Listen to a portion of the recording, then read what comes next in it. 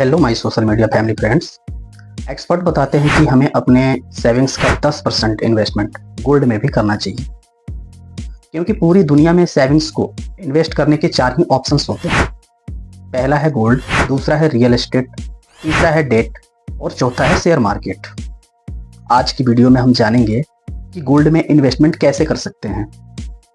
Physical gold, digital gold, ETFs gold, gold mutual fund या फिर SGB क्या होता है, और फिर फाइनली हम जानेंगे कि गोल्ड में इन्वेस्टमेंट करने का सबसे अच्छा तरीका क्या होता है। क्योंकि पिछले 8 से 10 सालों में गोल्ड ने इन्फ्लेशन यानी महंगाई दर को बीट करते हुए लगभग 12 से 13% का रिटर्न दिया है। गोल्ड में इन्वेस्टमेंट करने का जो पहला तरीका है वो है फिजिकल गोल्ड। इसमें आप ज्वेलर्स के पास जाकर मेकिंग चार्ज और GST विद प्राइस के साथ गोल्ड को बाय करते हैं। उसमें स्टोरेज कॉस्ट भी लगता है। इसके लिए या तो घर में स्टोर करना पड़ेगा या फिर बैंक का लॉकर लेना पड़ेगा, जिसमें एक चार्ज लगता है। फिजिकल गोल्ड में मिनिमम इन्वेस्टमेंट थोड़ा ज़्यादा हो जाता है, क्योंकि कॉइन या बुलियन मिनिमम 1 ग्राम या गोल्ड चैन, छोटा आभूषण में भी मिनिमम 3 से 4 ग्राम का यानी रुपए में 40 से 50 हज़ार रुपए तक का लेना ही पड़ता है। इसमें लिक्विडिटी यानी इमरजेंसी केस में सेल प्राइस में थोड़ी दिक्कत आ सकती है। इस पर कोई इंटरेस्ट चार्ज नहीं मिलता है। समय के साथ मार्केट प्राइस पर यह ग्रोथ करता है। पहले फिजिकल गोल्ड लेने में धांधलीबाजी बहुत होती थी, लेकिन अब धीरे धीरे कम हो गई है। डिमांड के साथ साथ हॉलमार्क्स के थ्रू फिजिकल गोल्ड को वेरीफाई किया जाता है। अगर फिजिकल गोल्ड को 2 साल से अधिक समय के लिए होल्ड किया जाता है तो उस पर long term capital gain tax देना पड़ता है, जो लगभग 12.5% का होता है। सेकंड है डिजिटल गोल्ड। डिजिटल गोल्ड को बहुत से ऐप्स के थ्रू आप खरीद या बेच सकते हैं। जैसे MMTC की एक ऐप्स है जिसके थ्रू आप डिजिटल गोल्ड खरीद सकते हैं। और भी प्लेयर्स हैं जैसे गूगल पे, फोन पे, पेटीएम, गुल्लक पे। इन सब के थ्रू आप डिजिटल गोल्ड को खरीद या बेच सकते हैं। अब इसके कुछ फायदे भी हैं, कुछ नुकसान भी है। जैसे इसमें मेकिंग चार्ज नहीं देना पड़ता है, बिल्कुल 0 होता है। GST इसमें भी लगता है। स्टोरेज कॉस्ट नहीं लगता है। जिस भी प्लेटफॉर्म से डिजिटल गोल्ड आप खरीदते हैं वहां पे थोड़ा सा प्लेटफॉर्म चार्ज भी लगता है। इसमें सबसे बड़ा बेनिफिट ये है कि इसमें 1 रुपए से भी डिजिटल गोल्ड खरीद सकते हैं। इसमें लिक्विडिटी जबरदस्त होती है। इसे आप जब चाहें तब खरीद या बेच सकते हैं। इसमें इंटरेस्ट नहीं मिलता है। ये भी मार्केट प्राइस पे ग्रोथ करता है। ये इजीली अवेलेबल हो जाता है। इसमें 2 और बड़ी प्रॉब्लम है। ये ऑथोराइज्ड नहीं है, और इसमें जब किसी ऐप में जाएंगे तो बाय प्राइस ज़्यादा होता है और सेलिंग प्राइस जो होता है वो बहुत कम होता है, जिसके कारण आपको लॉस हो सकता है। इसमें टैक्सेशन फिजिकल की तरह सेम है। अब तीसरा है गोल्ड ETF। ये बहुत ज़्यादा पॉपुलर हो चुका है। अब इसमें बहुत लोग इन्वेस्टमेंट करना चालू कर दिए हैं। आइए इसके पैरामीटर को जानते हैं।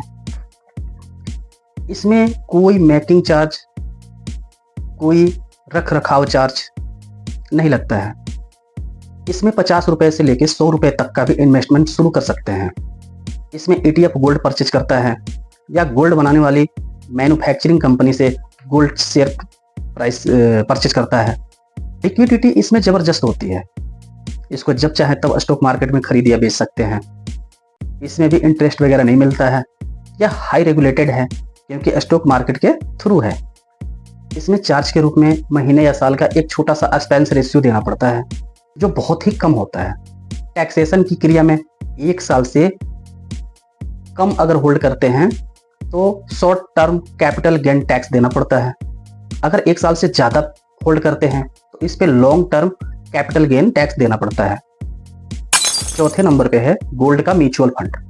ये क्या करता है कि गोल्ड का ETF खरीदता है। बेसिकली ये एक शॉपिंग कार्ड है जिसमें ETF डाला जाता है, जैसे SBI, HDFC, आदित्य बिरला। इसके जो म्यूचुअल फंड हैं ETFs के गोल्ड परचेस करते हैं, उसी को गोल्ड म्यूचुअल फंड कहा जाता है। इसमें मिनिमम इन्वेस्टमेंट 100 रुपए का होता है। इंटरेस्ट इसमें भी नहीं मिलता है। 2 साल से कम का शॉर्ट कैपिटल टैक्स गेन लगता है इस पे। 2 साल से ज़्यादा होल्ड करने पर long term capital gain tax लगता है। इसमें एक नुकसान ये है कि ETF तो एक्सपेंस रेशियो चार्ज करता ही है, ऊपर से म्यूचुअल फंड भी एक्सपेंस रेशियो चार्ज करता है। इससे क्या होगा कि आपके रिटर्न पे थोड़ी सी कमी आ सकती है। गोल्ड में इन्वेस्टमेंट का 5वां और आखिरी जो तरीका है वो है सोवरेन गोल्ड बॉन्ड।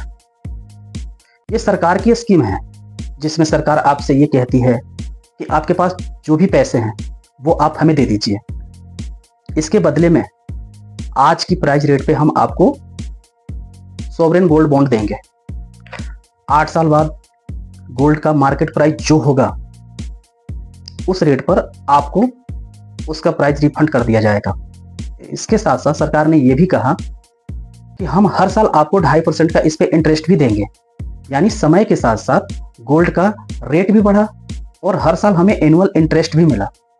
इसमें कोई मेकिंग चार्ज नहीं, कोई स्टोरेज चार्ज नहीं, कोई टैक्स नहीं देना है। इसके लिए बस आपको 8 साल होल्ड करना पड़ेगा, तब जाके टैक्स 0 होगा। पहले ये स्कीम खूब आया करते थे, लोगों ने इसका जमकर फायदा भी उठाया, लेकिन गवर्नमेंट को भी ये पता नहीं था कि गोल्ड के रेट अचानक से ऐसे बढ़ जाएंगे। इसमें गवर्नमेंट को नुकसान होने लग गया। फिर ये धीरे धीरे स्कीम अभी क्लोज है, बंद है 2024 से। इसमें सरकार द्वारा बॉन्ड धारक को लगभग 15 से 16% का रिटर्न देना पड़ा, इसलिए बॉन्ड धारक को बहुत बढ़िया बेनिफिट हुआ। सरकार को थोड़ा नुकसान समझ में आया, इसलिए इस स्कीम को उन्होंने अभी बंद कर रखा है। तो ये था गोल्ड में इन्वेस्टमेंट करने के तरीके जिसको हम लोगों ने जाना। फिजिकल गोल्ड तभी खरीदें जब आपको उसकी जरूरत हो, इन्वेस्टमेंट के पर्पज से बिल्कुल भी ना लें। डिजिटल गोल्ड भी ना लें क्योंकि बाइंग सेलिंग में बहुत ज़्यादा डिफरेंस होता है, रिटर्न भी कम हो सकते हैं। अब ETFs, गोल्ड म्यूचुअल फंड एवं सोवरेन गोल्ड बॉन्ड में इन्वेस्टमेंट करें। अगर SGB लॉन्च होता है तो इसे लपक कर तुरंत ले लें क्योंकि इसमें बहुत बढ़िया बेनिफिट है, कोई रिस्क भी नहीं है और फायदे ही फायदे हैं। अगर आपका लॉन्ग टर्म इन्वेस्टमेंट का गोल है तो SGB से बेहतर कोई तरीका हो नहीं सकता। इसलिए SGB जब भी लॉन्च हो तुरंत ऑर्डर लगा दीजिए। तब तक अभी गोल्ड म्यूचुअल फंड में या ETFs में निवेश कर सकते हैं जो मार्केट में लिस्टेड है।